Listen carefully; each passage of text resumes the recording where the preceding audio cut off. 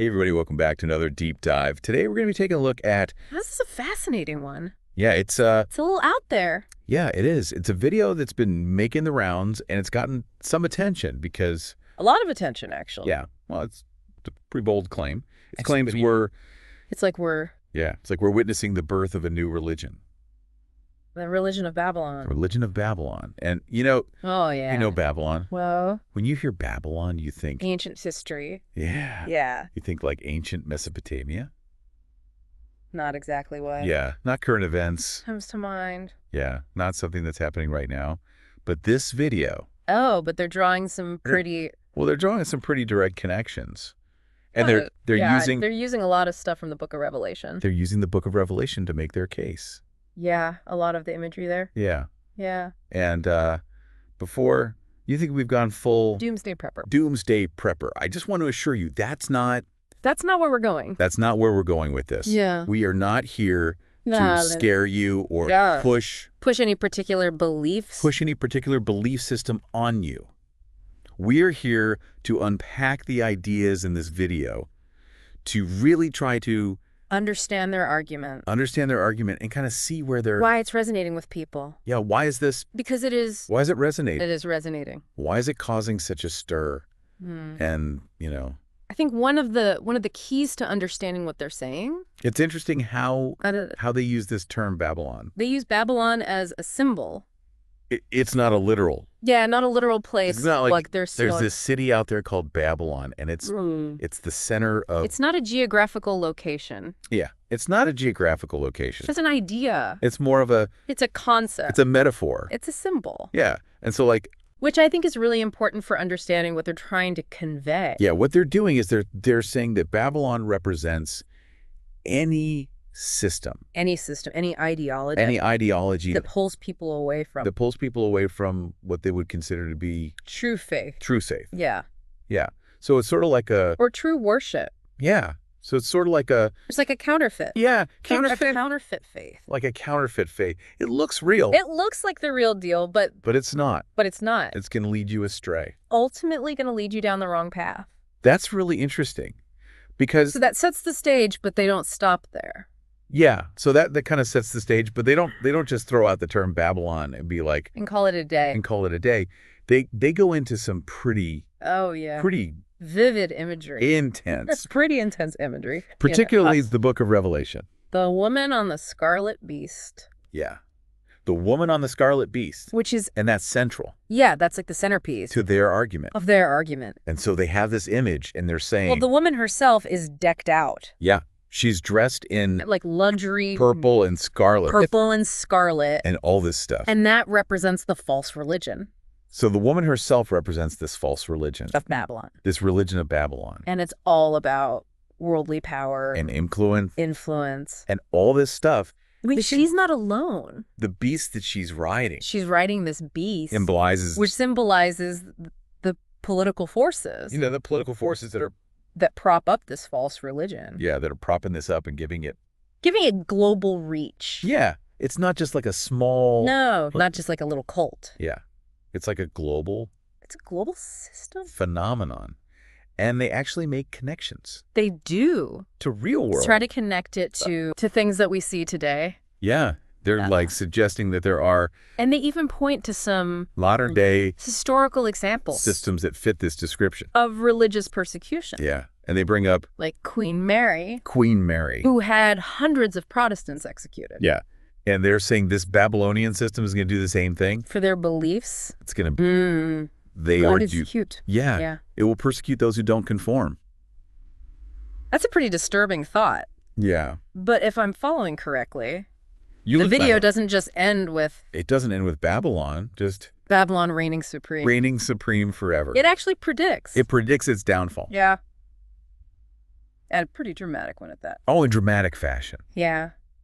They talk about how the 10 kings... The 10 kings that initially support... the beast. They turn on the woman. Destroy her. Yeah, it's almost like a divine judgment. Yeah. It's like a divine judgment for her corruption. Yeah. For all of her, for her rejection of God. Wow, that's That's a pretty wild Talk about a plot twist. plot twist. Yeah. But what about the people who are caught in the middle of all this? Like, Well, the video issues. does the video offer any guidance?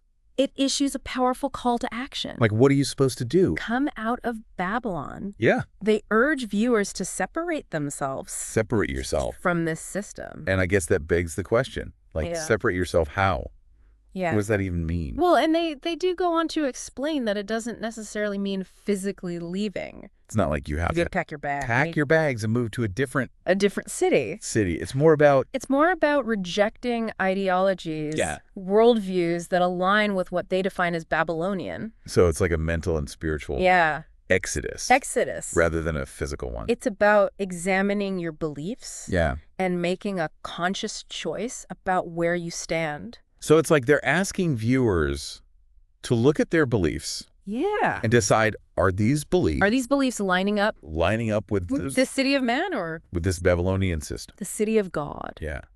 And it sounds like they're saying that choice is becoming increasingly urgent. Yes. And that brings us to the question Yeah. of why this emerging religion is seen as so dangerous. Yeah.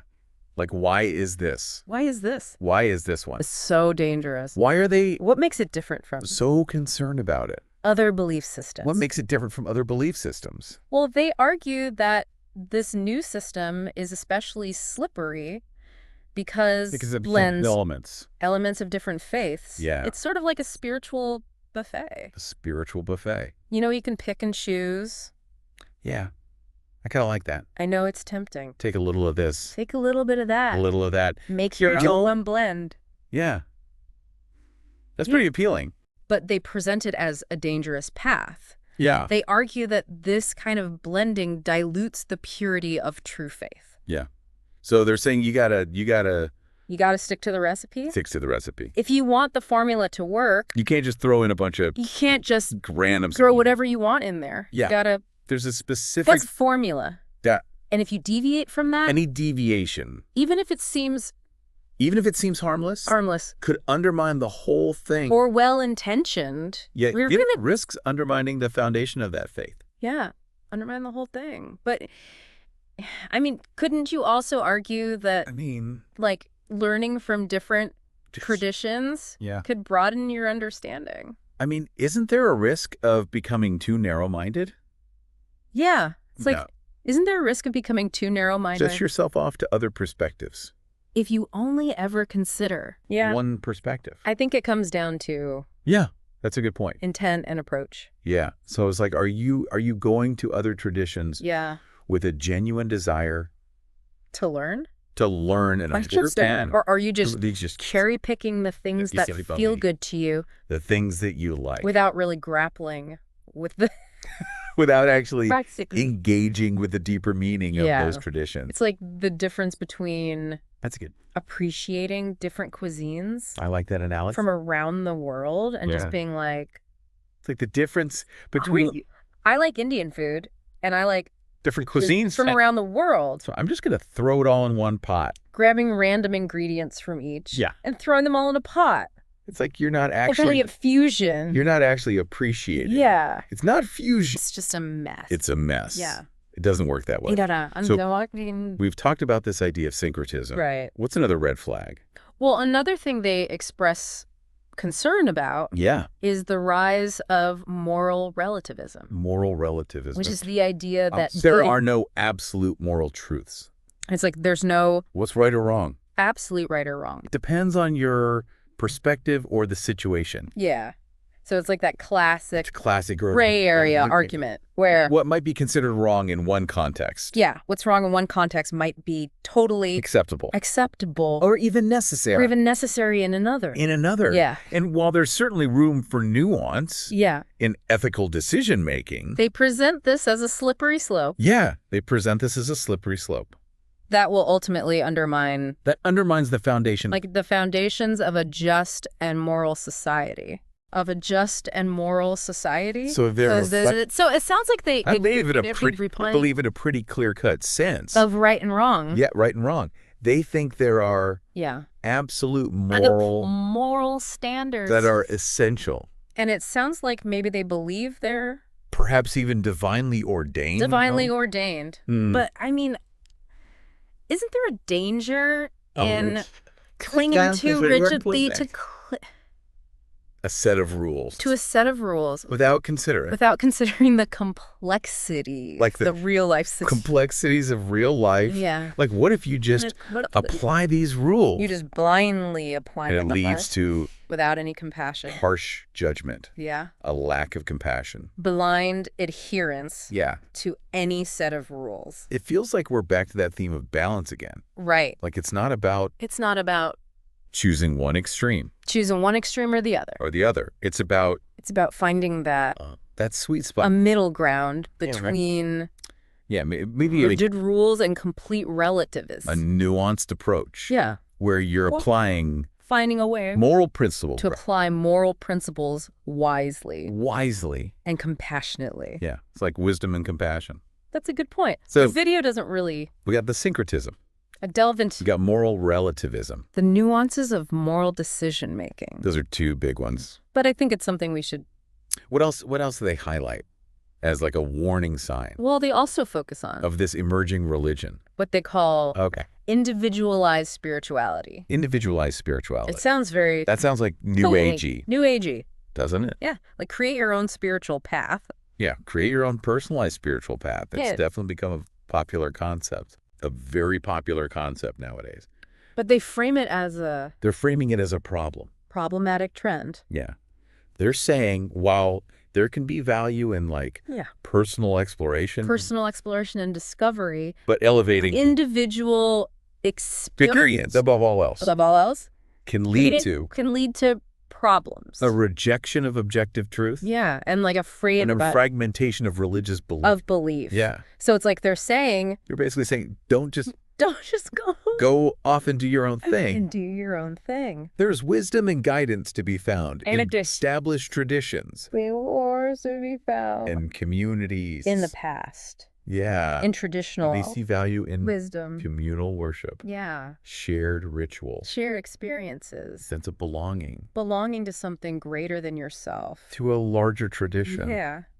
And I guess the argument there is that, and they argue that Like this provides a necessary provides a framework and a support system for spiritual growth. that you might not find on your own. Yeah, And I think there is something to be said for that. there is. Like having that community. a community of like-minded Oh, people, yeah. it gives you Gives you a sense of purpose and belonging. belonging. Yeah. That is Hard to find hard to find.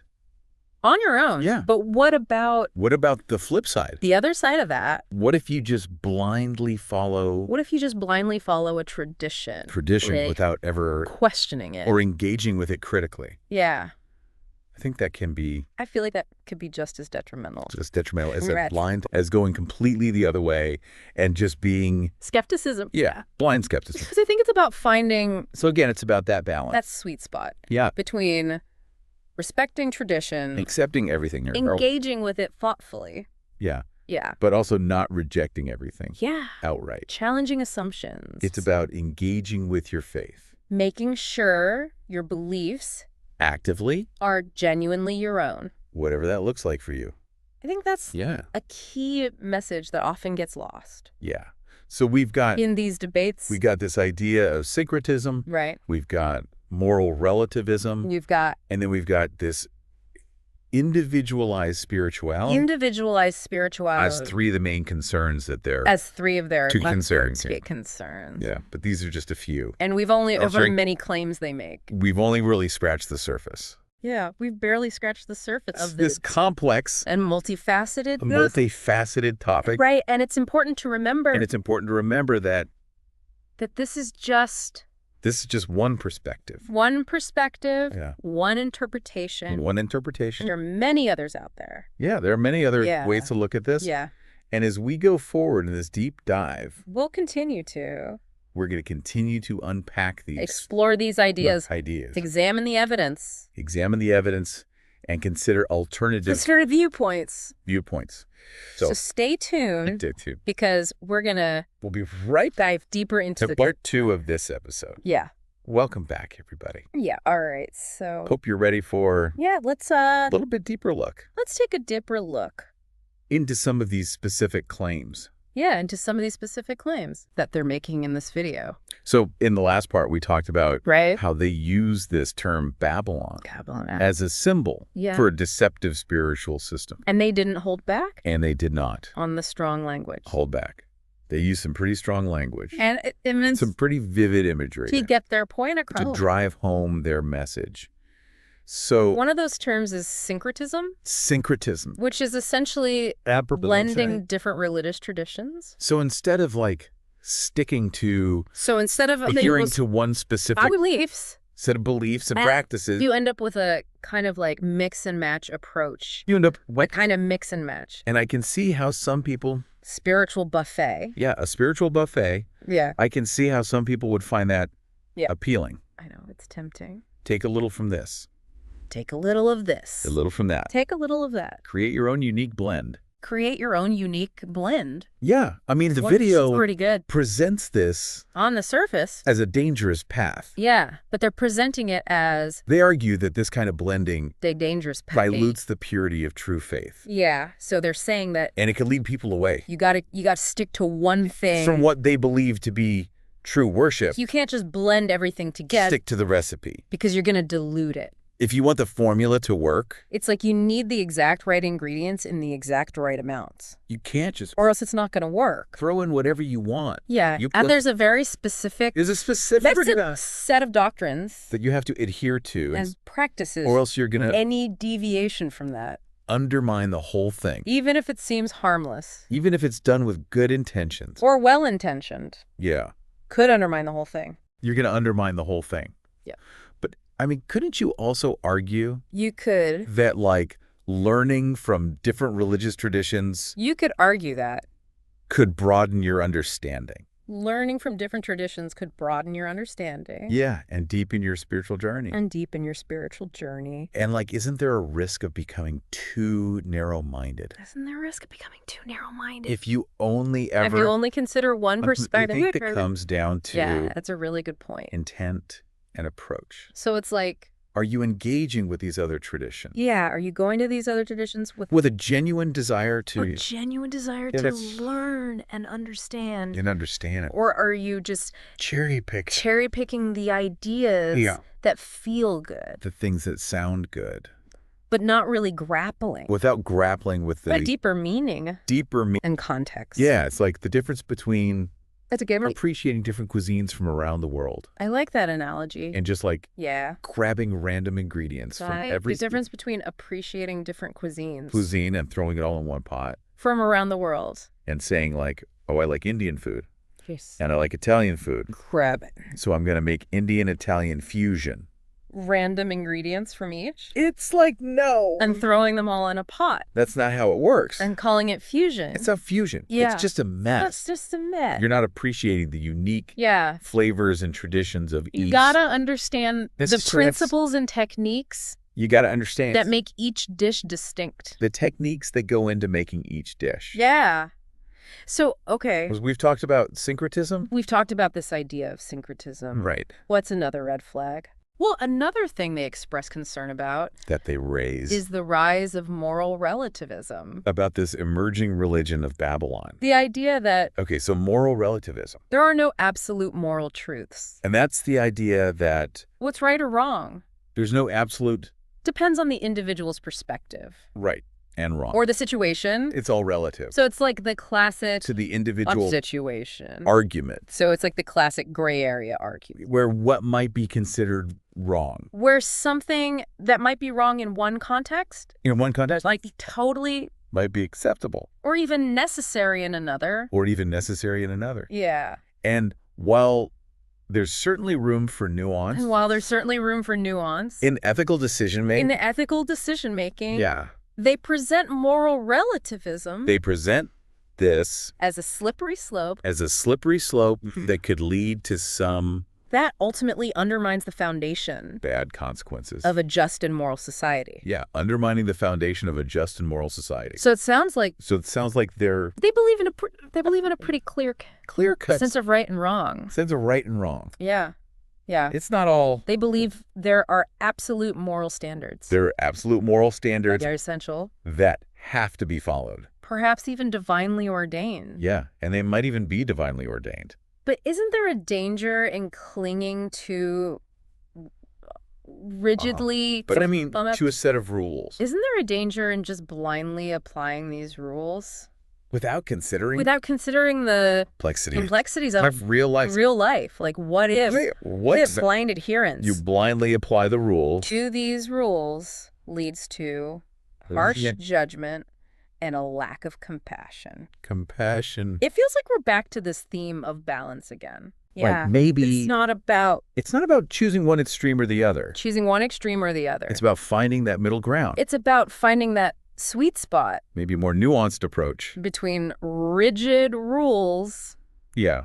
And complete relativism. Where you're applying these moral principles, but you're also... Yeah, finding a way. Doing it wise. Apply moral principles wisely. And compassionately. Yeah, it's like wisdom and compassion. The video doesn't have to go hand in hand. Really delve into the nuances of moral decision-making. We've got syncretism.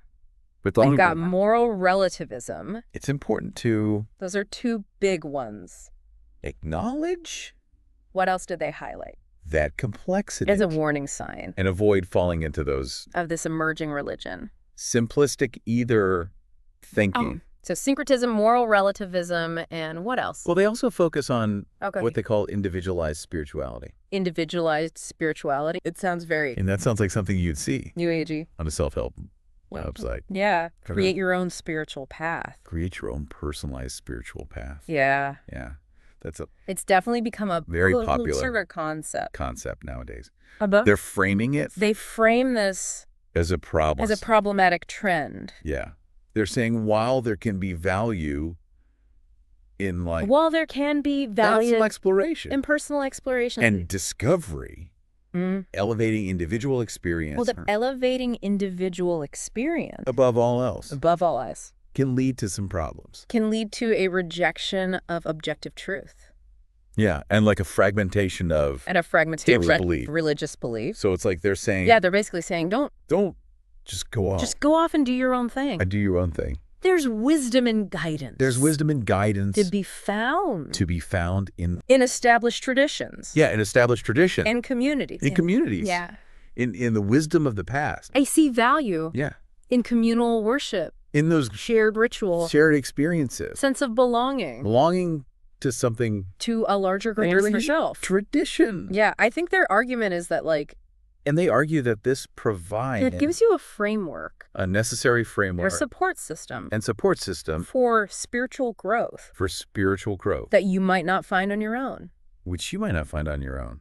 And I can understand that perspective. There is. Like having that community. Something to be said for that. Of like-minded people.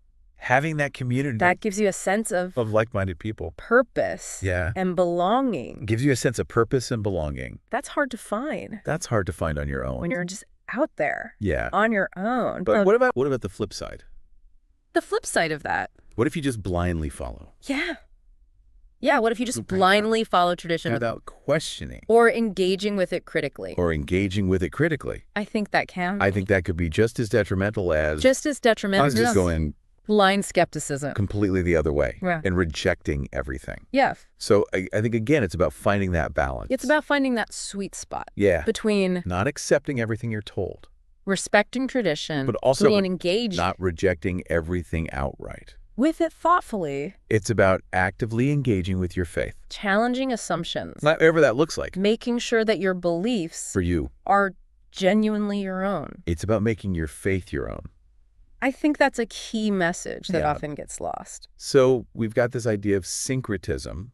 In these kinds of debates. Moral relativism. It's not about blindly accepting or rejecting everything. And then we've got this idea of individualized spirituality. Wholesale. As three of their main concerns. It's about cultivating a discerning mind. Yeah. Being willing to learn and grow. Emerging religion of Babylon. And finding what resonates with you. And we've only really scratched the surface of this conversation. Yeah. This is a very complex. We've covered a lot of ground here. Multifaceted issue. We've talked about syncretism, moral relativism. And it's important to remember that this is just individualized spirituality. one perspective. Yes. Teaser jar. One interpretation. A few. There are many others out there. The many claims that they make. Yeah. And as we move forward, we've barely scratched the surface. in this deep dive of this complex. We're going to continue to unpack and multifaceted topic. Ideas. And that's why it's important to remember that this is just one perspective. We're going to look at some more contemporary. One interpretation. Interpretations of Babylon. There are many others out there. And some real-world examples. And as we move forward. Of these trends. They discuss. We'll continue to explore these ideas. Yeah, and maybe even some practical tips. Examine the evidence. Navigating this complex spiritual landscape. Alternative viewpoints. Yeah. We'll be looking at. Of the 21st century. Some contemporary interpretations. So stay tuned, everybody. Of Babylon real-world examples. We're going to come back. Of the trends. Like the final part. That they're discussing. Of this. And some practical tips. For navigating this complex. After a short break. Spiritual landscape. So we'll see you. Of the 21st century. In a few minutes. So stay tuned, everyone. We'll be right back with the final part. See ya. Of this episode. All right, welcome back, everybody, for the final part of this deep dive. I feel like we've covered a lot of ground already. Yeah.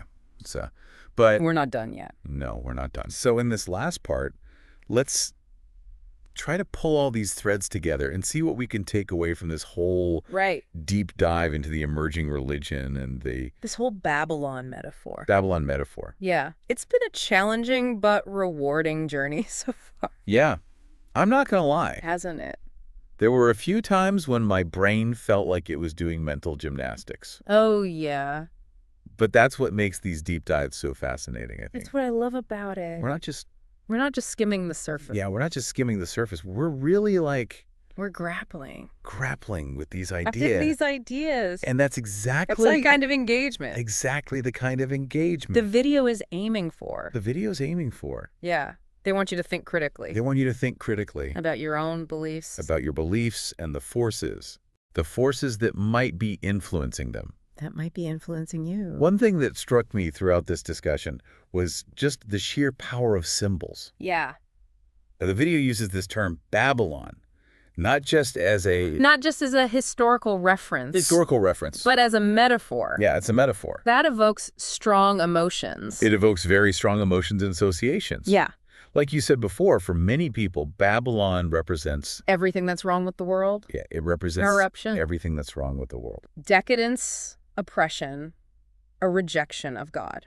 And they're suggesting that this ancient evil isn't just... It's not just a relic of the past. It's somehow manifested. It's like... in the trends... It's still present today. And ideologies. In a way. Of our modern world. Yeah, in the trends and ideologies of our modern world. That's their argument.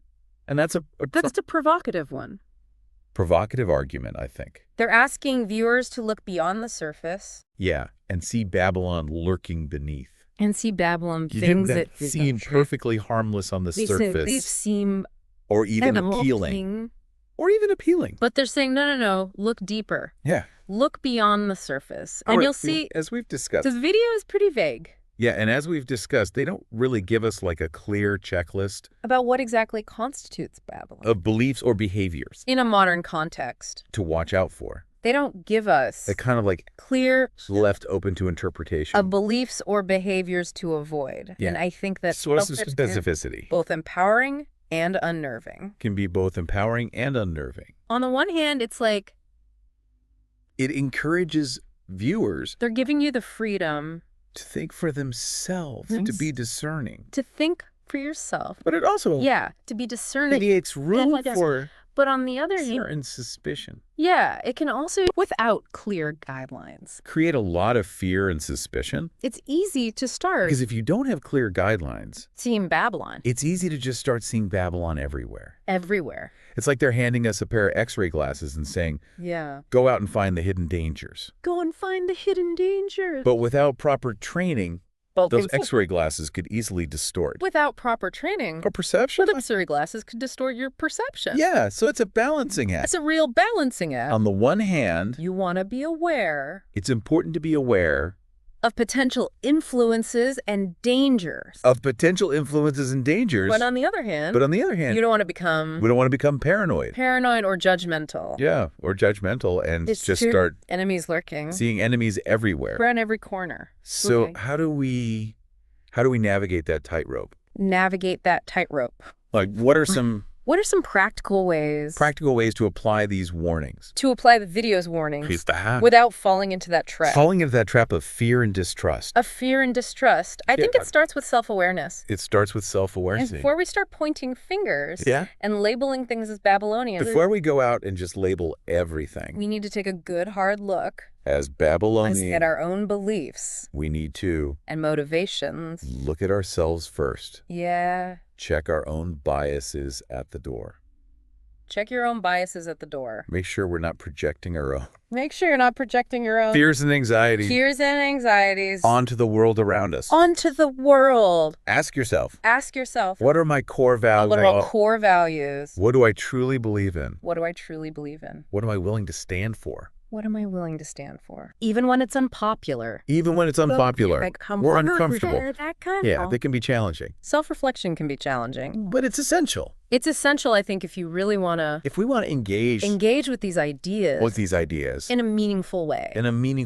It's also crucial, I think, to cultivate a spirit of curiosity and open-mindedness. Yeah. Instead of just dismissing ideas that we don't agree with, or instead of just dismissing ideas that challenge our own, let's try to understand where they're coming from.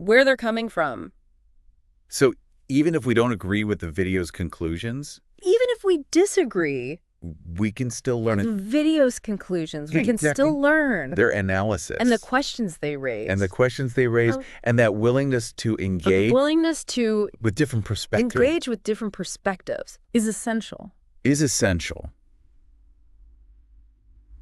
Especially in a world that's becoming increasingly polarized.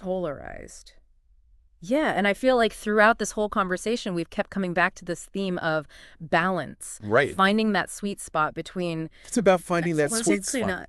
Between discernment and open-mindedness. Between holding on to our convictions. And being willing to learn from others.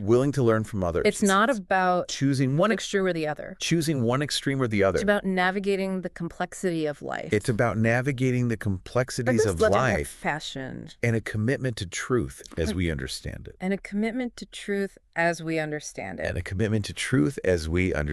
And speaking of truth, the video clearly puts a lot of emphasis on the Bible. Yes. As a source of... As the ultimate source. Ultimate truth. Of truth and guidance. They see it. Yeah, they see it as the antidote. A kind of antidote. For the confusion. And deception.